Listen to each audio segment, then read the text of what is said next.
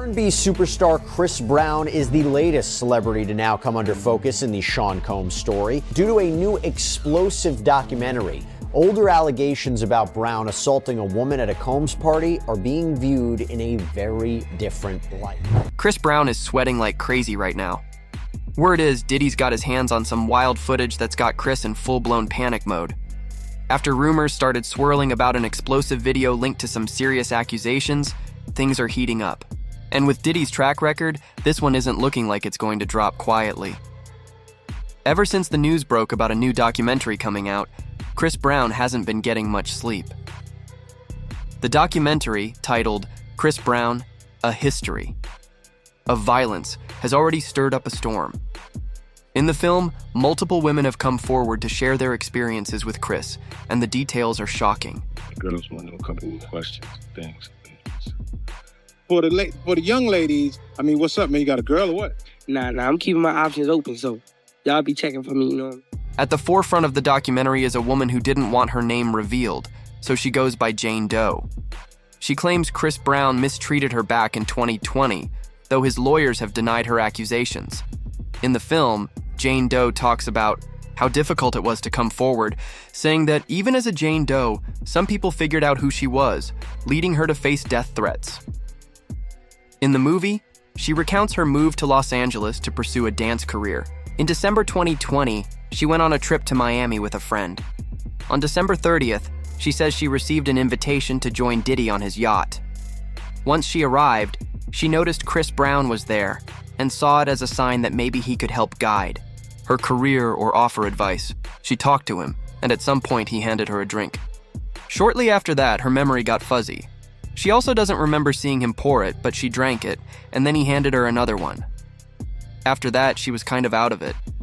They ended up in a bedroom and she told him to stop, but he wouldn't listen. In the documentary, Chris Brown's legal team insists that the claims this woman made are completely false. His rep hasn't commented on the situation, and neither has Diddy. In case the title didn't make it obvious, the documentary paints a picture of Chris Brown's complex and troubled past. Chris has faced multiple assault allegations over the years, with one of the most publicized cases being the infamous 2009 incident with his ex-girlfriend, Rihanna. Following the incident with Rihanna on February 9, 2009, Chris faced serious legal consequences.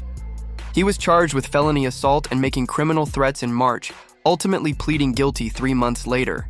His plea deal included community labor, 5 years of probation, and domestic violence counseling. In January 2013, Rihanna shocked fans by confirming they were back together. But the reunion didn't last long. They split for good 3 months later. Chris's struggles led him to rehab in 2013 to deal with substance abuse and anger issues. Then, in 2017, his ex, Karrueche Tran, was granted a 5-year restraining order after sharing threatening messages in court and alleging physical abuse. But there's also a part of the documentary where a woman named Lizanne Gutierrez shares her experience with Chris Brown from 2016. She claims she was invited to his Las Vegas hotel room after a show, where things allegedly took a turn. She says she tried to snap a picture of him, but as soon as he noticed, things got heated. Chris Brown punched her in the face, his security grabbed her phone, and she was escorted out. She knows she shouldn't have taken the picture, but that doesn't justify being hit. To be honest, I think I got stuck in the moment when I saw him acting crazy. And once I got my phone, he saw me with my phone. Chris Brown punched me in the face. His security grabbed my phone, and I got escorted out of the park. Lizanne did sue Chris Brown in February 2016, and they eventually reached a private settlement in September 2017. But this isn't the end of it.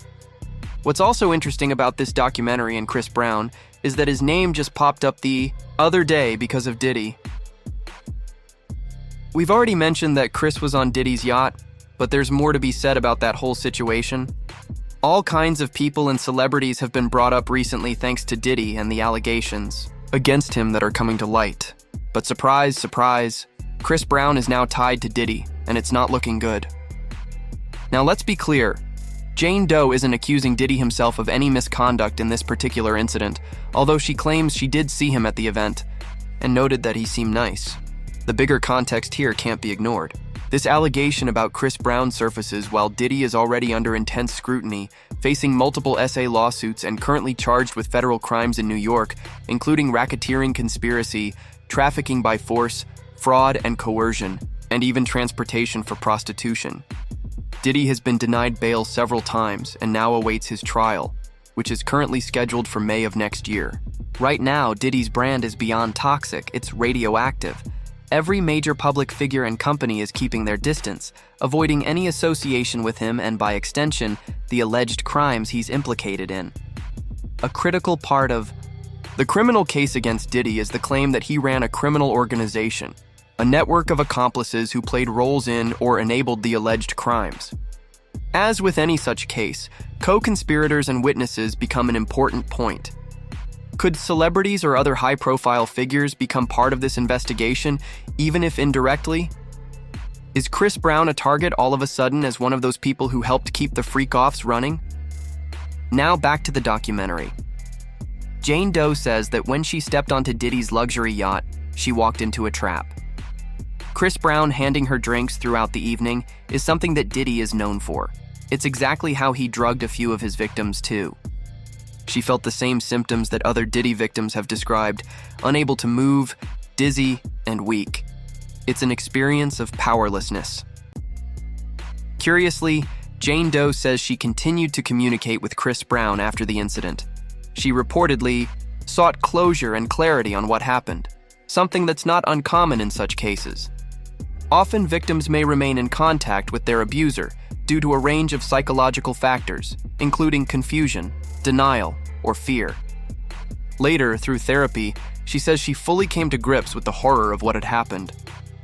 We also mentioned that Jane Doe filed a lawsuit against Chris Brown back in 2020 for $20 million, claiming SA. Chris denied the allegations publicly, releasing text messages from Jane Doe, including a nude photo she reportedly sent him and messages indicating she still wanted to see him. In one text, she even called him the best she'd had, and a voicemail allegedly recorded her saying she wanted to meet up with him again.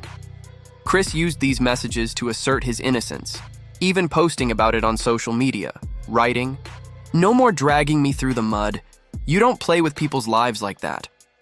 However, Jane Doe's legal team eventually dropped her case, citing additional information provided by the police that led them to believe they couldn't represent her in the matter. Her case was later dismissed due to lack of prosecution, though it was without prejudice, meaning it could be refiled in the future.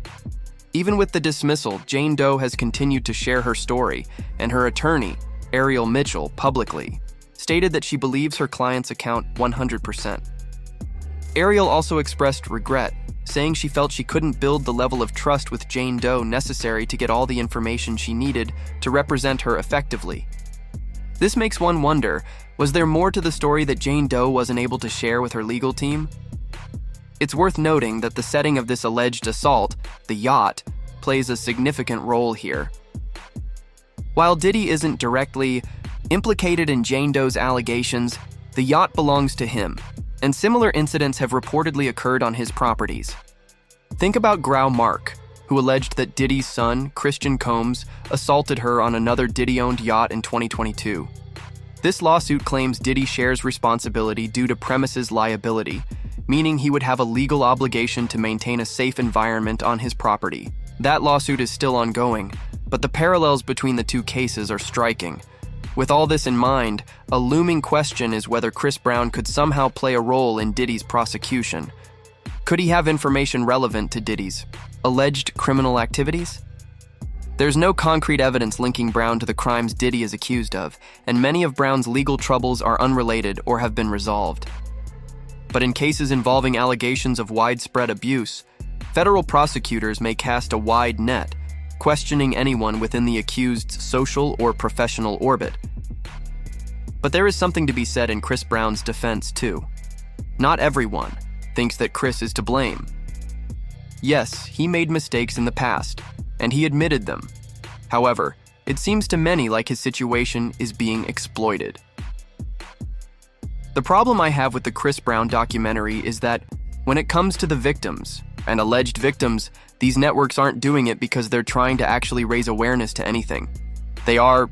With the documentary, like the Chris Brown documentary, is when it comes to the victims and alleged victims, these networks aren't doing it because they're trying to actually raise awareness to anything. They are just capitalizing off trauma. Are they giving the proceeds that they will make off the documentary to any domestic violence organizations, any mental health organizations, any organizations that help people work through trauma? If not, then they're just profiting off people's pain. And I don't like that. Are any of the proceeds going to any of those things? I'm looking at, me, I'm looking at it right now. And in Chris's case, I don't know how you create these kinds of documentaries based off allegations. If you're reporting on things that actually happened, things he's been arrested for, I get it. But putting a new accuser on there, having her face covered up, distorting her voice, how do we know that's even real and not something done for TV? People seem to agree with what Charlemagne the God had to say. It seems to many that the producers of the show are trying to profit from trauma and a pretty bad situation. That's why folks have no respect for this type of thing. Comments online say things like, "So y'all gonna feature the woman that accused him of SA? It was documented that she was found to have lied.